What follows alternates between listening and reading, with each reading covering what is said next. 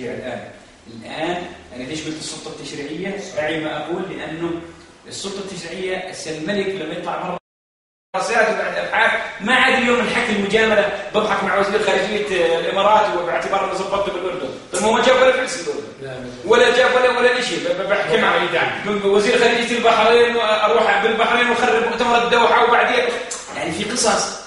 بأمانة إحنا بحاجة إلى مطبخ قرار استراتيجي حتى نستطيع أن البلد تمشي بطريقة صحيحة. يعني أنا جزء من نختم يعني لا لازم يعني بس تكمل هالكلمتين. نعم يعني أنا أقول إنه الخطوات المبنية الأمل معقود على مجموعة من الإخوان اللي ثبت لهم بالدليل القاطع، لأنه كان جزء من العملية التشريعية اللي حصلت بالمرحلة السابقة، وثبت الخطأ الكبير اللي تم ارتكابه. وعدي قاعد يقول عنه عن محمود أنا حبيته ثبت خطأ هذه العملية.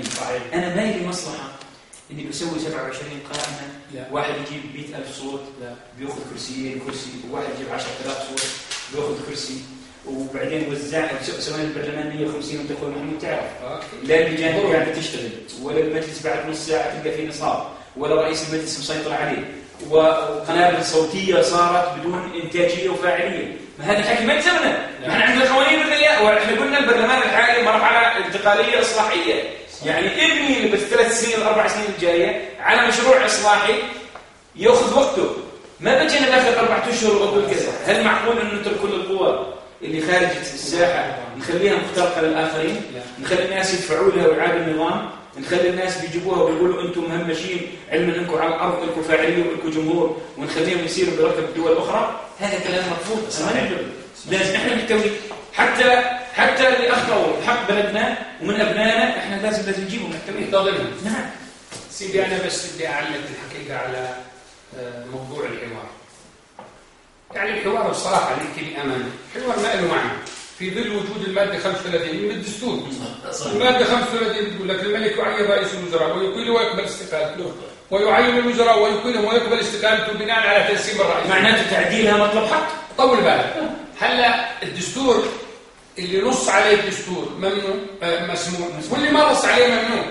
هلا الدستور ما قال تشاور، ممنوع تشاور. بصراحة نحكي ليش نضحك على بعض؟ اثنين تقول لي أتخلى عن سلطاتي، أيضا لا يجوز سيدي يتخلى عن سلطاته، هذا الدستور بدنا نحترمه، لأنه سيدنا وأنتم أنا قبل تصيروا نواب أو وزراء أو أعيان تقسم يمين أن تحافظ على الدستور، والحفاظ على الدستور يعني الالتزام بالروح والجوهر. هذا واحد. إذا بدك أنت مشاورات والبرلمان، أنا أصلا لم أؤمن بالمشاورات بصراحة، وصحيح رحنا للمشاورات حتى لا يقال إنهم مش إصلاحيين ورافضين الأفكار المطروحة للإصلاح، لكن أنا عارف إنه كل الروحة كل حكي. وللأمانة الإخوان المستقلين، أنا مستقل، طرحوا أفكار قيمة، لكن للأسف الشديد إنه بعض الإخوان النواب انتقلوا للي حضرتك حكيت عنه للمطالب الخدماتية. طبعا احنا نحكي عن مطالب البرلمان ورؤيات الحكومة الإصلاحية للحكومة البرلمانية، شو دخلوا بالطرق وشو دخلوا هنالك موازنة ومكان الموازنة، انتم حضراتكم نواب وتعرفوا هذا الكلام. اثنين، الحقيقة رئيس الحكومة التف على المشاورات والتف على فكرة الملك جلالة الملك الإصلاحية لحكومة برلمانية، وقدر يفرغها من مضمونها ويخرج بها ويجيب حكومة عجة مثل ما بدو على كيفه. تم تعيينها بالطريقة اللي انتم تعرفوها واللي ما بدي أدخل بتفاصيلها. وأيضا هي كانت لو ملتقاك وكان منطلق كانت تستاهل أنه ببدايتها يكون في حديث عن هاي الحكومة. البرلمان القوي يا أخوان ضمان للإصلاح، والبرلمان القوي ضمان لهيبة الدولة وسيادتها ومؤسساتها، وضمان أيضا لحرية الشعب ورضاه. أنت لما تكون في برلمان ممكن ومطمئن أنه يحكي باسمك ويمثل إرادتك، أنت ما عاد يهمك وتجزم أنه حقوقك راح تصلك، وبالتالي في من يدافع عنها. إحنا برلماننا يا أخوان برلمان فردي. إحنا بعد بكرة في عندنا جلسة حوار مشان النظام الداخلي، بدنا نمأسس الكتل. يعني شو المرجعية؟ كيف بدنا نمأسس الكتل؟ شو مرجعيتك؟ حضرتك جاي بدون ما أعرفك من الصخور، والأخ جاي بتلاعب عن الدائرة الخامسة ولا جاي عن الصوت، لنفرض إننا ما نعرفش بعض، والتقينا بالبرلمان نتيجة لانتخابنا نواب. شو القواسم المشتركة اللي جاينا؟ شو المرجعية الفكرية، المرجعية الأيديولوجية، شو البرنامج، شو المؤسسي؟ إيش بدنا نمأسس؟ قال الكتل، ونمأسس للكتل من خلال النظام الداخلي، وكأننا نضحك على بعض. يا أخي إذا ما في أحزاب سياسية، إذا ما في برامجية، إذا ما في منهجية واضحة، لا تستطيع أنك تتحدث عن مؤسسية. ومع ذلك حتى لا يقال أنك أنت تحط العصاية بدولابة الإصلاح، مضطر أنك تشارك، لكن بدك تحكي وجهة نظرك. إحنا بنقول برلمان إصلاحي ونهج إصلاحي. أحيانا يا أخوان في بعض الانتكاسات اللي تخليك تعيد النظر. يعني إحنا كنا نحكي عن قانون من أين لك هذا قبل أيام، صحيح التسمية واختلفنا عليها، لكن أنت تدغدغ عواطف الشعب الأردني بيها، ترضي الشعب الأردني بيها، وعلى الأقل يشعر الشعب الأردني إنه تحقق شيء من طموحاته. وإحنا بالنتيجة التسمية مش هي الأساس، الأساس مضمون القانون. اقترحنا أن يكون هنالك وضوح بتسمية رئيس هيئة الأركان ومدراء الأمن والدفاع المدني والمخابرات والدرك وشمولهم بأحكام القانون كرؤساء أجهزة كمدراء. هذه المادة لم تحظى بالموافقة، وقالوا نكتفي المؤسسات المدنية والعسكرية، وإنه هذه شاملة. يا أخي مش شاملة، مش شاملة طبعا. واثنين، رئيس هيئة الأركان ما اسمهوش مدير، مش هيك؟ صح. وبالتالي أنت لازم تسمي الأمور بمسمياتها، وأخذت جدل طويل، وبالتالي لم ينجح القرار وانتهت الأمور. إحنا بنقول هلا القائمة اللي حضرتك حكيت عنها اعتقدنا أن يكون نهجها إصلاحي، طلعت الحقيقة القائمة ما إلها معنى، ولو ما صارت ما في داعي لها. الأهم من ذلك إحنا يا أخوان بلدنا ما بتتحمل 150 نائب، خاصة في ظل وجود 150 كتلة و150 حزب، لأنه ال 150 كل واحد منهم حزب، كل واحد منهم كتلة. لو ال 150 جايين عبر برامج وعبر أحزاب ومن خلال قوائم، وكل يعني ممثلين بأربع خمس قوائم أو أربع خمس أحزاب، ممكن تعيد النظر وتقول النهج مقبول. لكن الحقيقة النهج في ظل وجود النائب الفردي وعدم وجود برامجية وعدم وجود أحزاب سياسية، 150 ظلم للناس. أنا اقترحت إنه يكون عدد أعضاء المجلسين الأعيان والنواب 150، وإنه يكون عدد النواب 80 والأعيان 70 بصراحة، وإنه الأعيان أيضا يصيروا منتخبين. ليش نضل نحكي عن تعيين؟ هذه التعديل اللي تضرب 36 بالضبط، ماذا 36 بالضبط. يعني هذه التعديلات، هاي المواد قضية أساسية بالإصلاح، بنهج الإصلاح. يا أخي خلينا، وبالمناسبة أنا مع أن يبقى أعضاء مجلس النواب من الفئات المذكورة بالدستور، لا نغير الفئات اللي هم رؤساء الوزراء والوزراء الأعيان بس ينتخبوا انتخاب. لكن أنا مع وجود هذه الفئات. ليش؟ لأنهم لازم يكونوا نوع يشكل من الضبط والربط، واللي عندهم خبرة وتجربة فيما يتعلق بالتشريع وفيما يتعلق بالرقابة، ومع إعطائهم كامل صلاحيات مجلس النواب. بالنتيجة يعني أيضا مجلس النواب يفترض أنه يكون ممثل للشعب الأردني بأكمله، وأنه يفتح حالة من الحوار أيضا مع القوى اللي عارضت واللي قطعت الانتخابات. لأنه إحنا كنا نحكي قبل شوي عن اللحم، عن الوحدة الوطنية. لا يستطيع ولا يجوز إن نفصل جزء من الشعب الأردني ونقول هذول ما بدنا إياهم أو هذول بدنا إياهم. إحنا كنا نكمل بعضنا، واعتقد إنه حتى المعارضين قلبهم على الأردن مثل الموالين للأردن، لكن كل واحد عنده رؤية وعنده فكره وعنده آلية طرحه. وإن شاء الله إن نقدر بالنتيجة إن نحط أيدينا بدين بعضنا كلنا، لأنه إحنا معنيين بإخراج الأردن إلى بر الأمان، معنيين أيضا بمعالجة الاختلالات، معنيين أن يكون في برامج حقيقية تؤدي بالتالي إلى أن يقتنع الشعب الأردني بوجود من ينوب عنه ويقوم بدوره ويعمل على تحسين نوعية حياته ومعالجة كل القضايا والهموم اللي يعاني منها. الله يعطيك العافية. يا سيدي، يعني ختام هذا الحديث الطيب الصحيح، أقدر ألخص إنه يعني من نهاية حديثك عملية المعارضة والموالاة، أصلا لا يجوز أن نتحدث عن شيء اسمه معارضة وموالاة.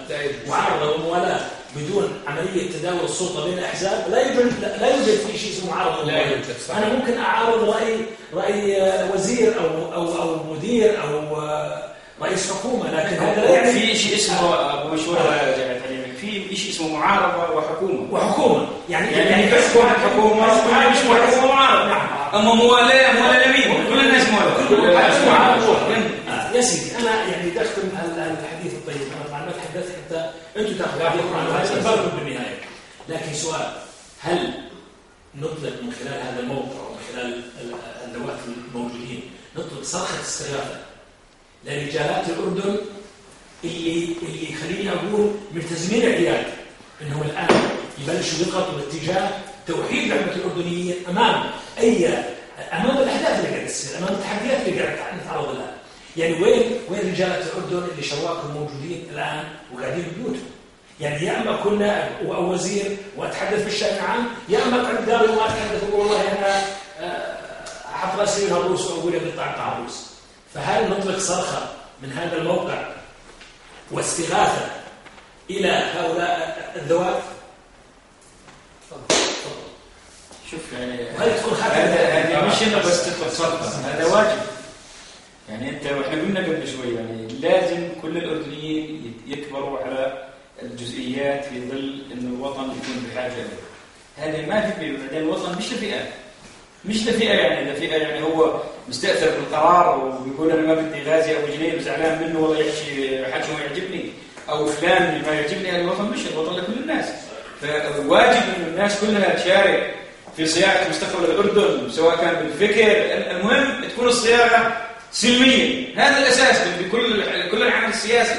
الفكر والرأي مهما كان معارضا مهما كان بالجناح الآخر هذا ما عليه حجر. أنا أعتقد واجب يعني زي ما الآن قاعدين الإخوان بيسووا تجمعات عشائرية وينطقوا مبادرات عشائرية عن العنف الجامعي. أنا أظن لا، لازم يكون في مبادرات مع كل النخب السياسية وتحت رعاية البرلمان اللي هو الموضوع وتحت رعاية مجلس الأمة.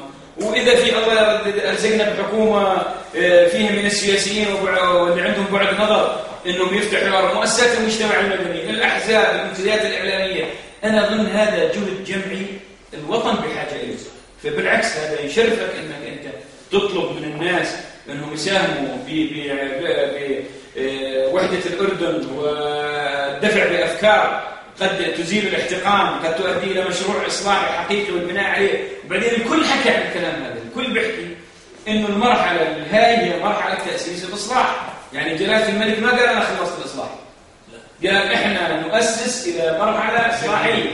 وكان الحكي عن البرلمان الجديد إنه بدنا برلمان يحظى بشرعية حتى قراراته تكون شرعية، مضبوط ولا لا؟ وهذا الحكي بالعكس احنا كلنا روافد. وانا اعتقد انه احنا لما تطلع بحلقه تلفزيونيه مش تدعو الاردنيين انهم لازم يتوحدوا ولازم انهم يتحدثوا ولازم انهم يشاركوا ولازم انهم كذا.